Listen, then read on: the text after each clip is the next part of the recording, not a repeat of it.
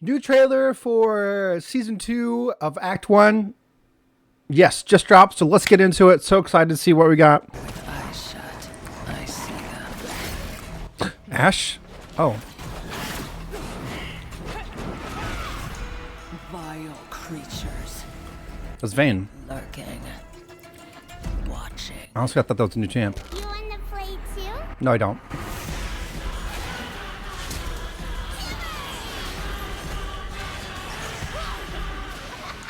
That was very creepy. This is a new game mode, of course. But where's Swarm? Where's Swarm? Ew. Oh, it's a ball. They won't be laughing. She got a hand on her head. That can't be too comfortable. Or was that an arena map? I guess it's a new arena map. I'm dumb. Hunt down every last shadow. Not gonna lie, the hand on her head looks pretty funny.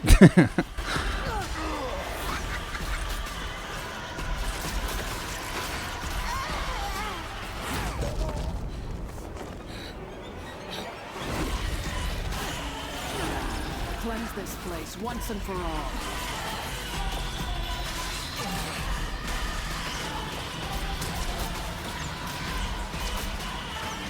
I like this like vampire aesthetic that she's got.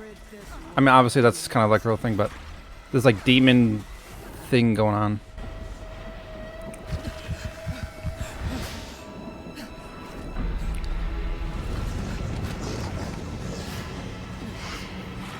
New champ?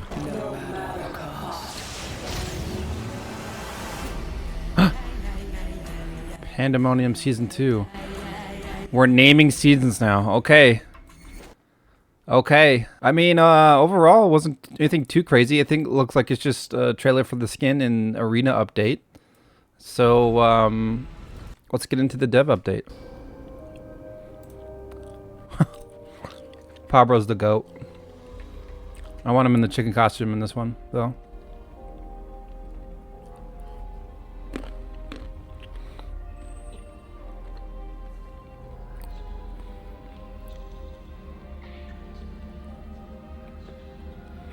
It's spooky themed. It's October.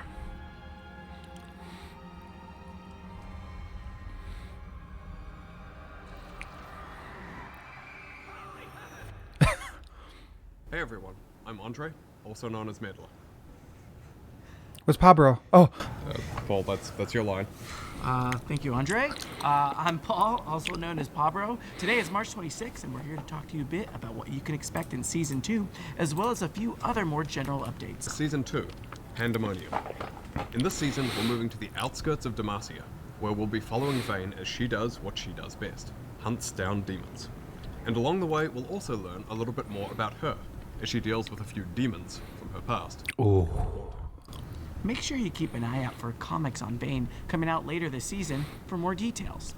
Alright, now let's jump into some other things you can expect to see in Season 2 this year. Starting off, we're going with a shorter season for this one, lasting a total of 6 patches instead of the usual 8 to make room for a longer season later this year. Okay. As a result, we've also got Battle Pass changes to make it quicker to complete. So the amount of time it takes, relative to the length of the season, should be roughly the same. Sure. We're also going to be trying something different with the seasonal Battle Pass skins as well. Many of you have asked that we make them direct purchase, so we're going to be doing just that. In this season, the non-prestige Battle Pass skins will be available in the store, and taking their place on the Battle Pass will be fiendish mystery skin loot orbs that will drop a random, demon-themed epic skin instead. Huh. On the topic of skins, That's kind of cool. in the last update, we heard from quite a few of you that wanted to hear some more about upcoming skins. So Wait, so the skins aren't in the Battle Pass anymore, but they are available for purchase.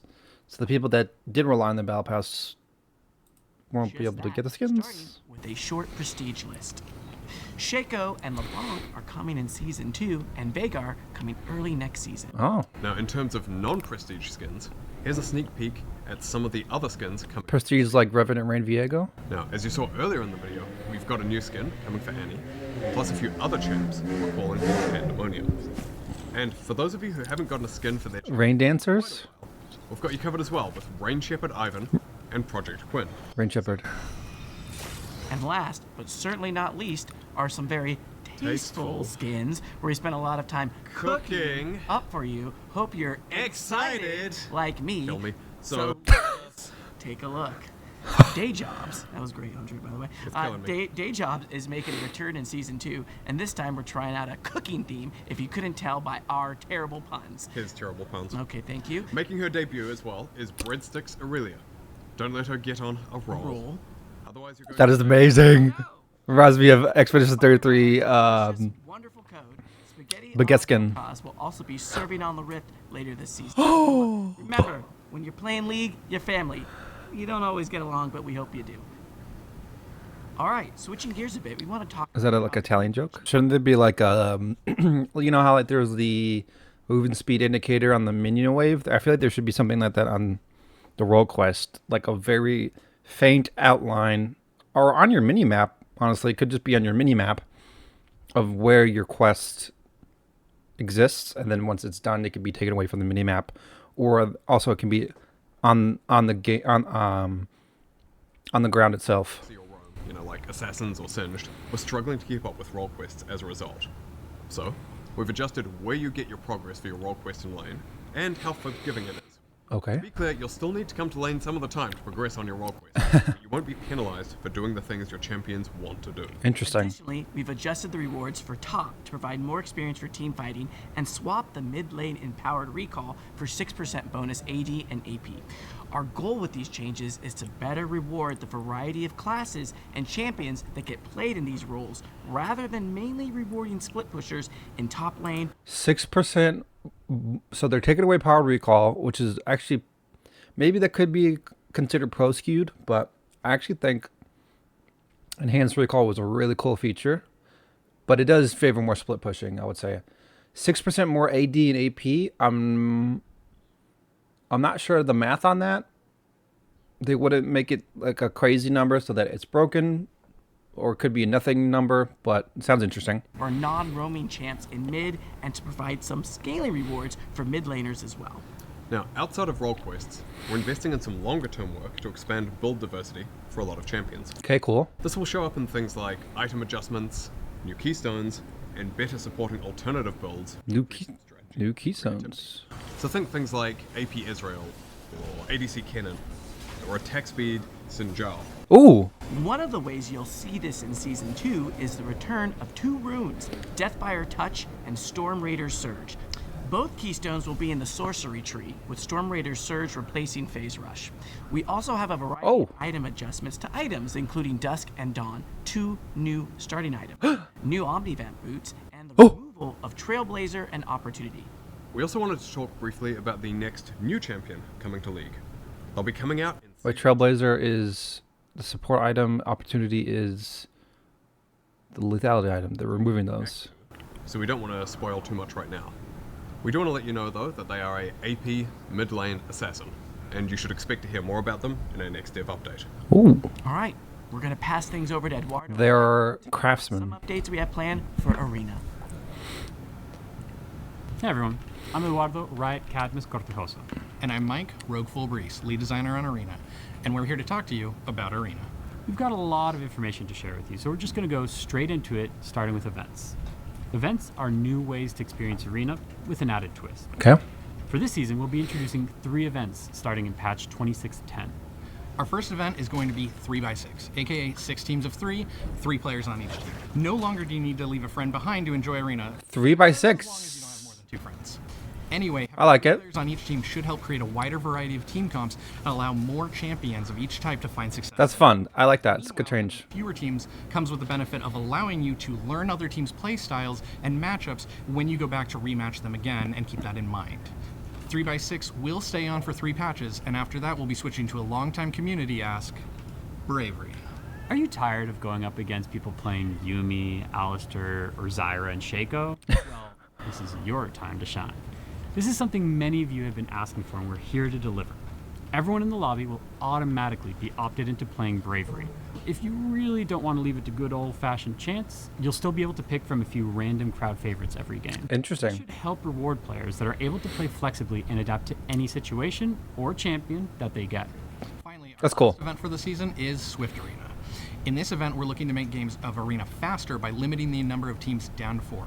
Oh, This means you'll have more reps against each team. You can take advantage of knowing their play styles and getting more games. If I you're... think it's a good change. And then after that, Well, we haven't decided on what happens after.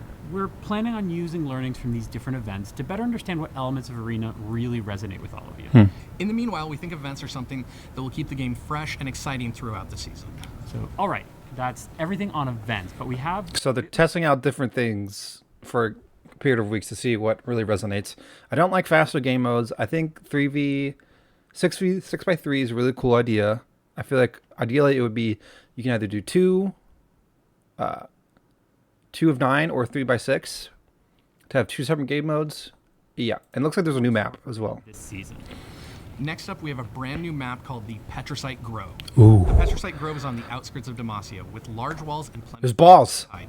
But be careful, there are also mining bombs used to mine petrosite scattered throughout the map. Oh, cool. When struck, bombs will roll before exploding, damaging opponents and plants in the area. Oh, fun. If you strike a bomb with an immobilizing effect, they'll explode instantly, allowing you to blast your opponents to pieces. Cool. The next new feature we have coming to Arena is augment levels. Augment levels let you supercharge your favorite augments by making them stronger and adding some new effects like Fan the Hammer, for example, firing more missiles.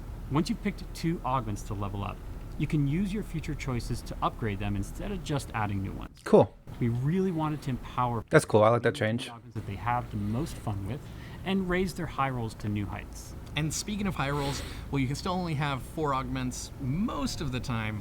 Augments will be offered much more frequently this season, allowing you to select a new augment, level an existing one, replace one with one of a higher tier, and in Round 8's new crafting round, you can fine-tune your build by choosing to gain an extra augment slot, sacrificing one of your augments to power up the rest. And last Cool. but not least, what would be an update to Arena without augments and guests of honor? We have over 20 new reworked Guest of Honor coming up throughout the season. Wow. Some of these will include Cool. Nocturne, who will create dark zones around the map, and Shaco, Ooh. who will create chaos and make all your augment rolls random tiers. Oh, cool. Listing out the rest here, but you can expect a few more demon-themed guests to make an appearance. As for augments, we've got over 30 new ones, some coming from ARAM Mayhem and some brand new to League. All right, that's it for Arena's updates this time around. Be sure to check out all the changes we have talked about and a few that we didn't, and we'll see you in the Petrosite Grove. Sounds fun. Hello again, gamers. I'm Dashi Jador. And I'm Riot, call me KT. WASD has reached a big milestone that we're excited to share with you all. WASD will be available in Ranked starting in patch 26.9. Wow. Coming out with Season 2. First, we want to give a big thank you to the hundreds of thousands of players who tested WASD at various points of development. Your feedback was instrumental in getting what we call Ranked Ready. But Kelly, what do we mean by Ranked Ready? WASD and ranked. Okay, we'll see. Well, when we began rolling out WASD, we did so in unranked queues first, so that we could address any bugs or unintended interactions before LP was on the line. And of course, we wanted to ensure that a whole new control scheme would be balanced, both in perception and in practice. After extensive testing, analysis, and adjustments, we've gotten to the point where WASD has reached a similar performance level as point-and-click controls. There's still a small delta in the win rates between the 2 control schemes, with point-and-click having a minor advantage. We expect that difference will decrease over time as players gain more mastery with WASD, so we'll continue to monitor this stat in the future.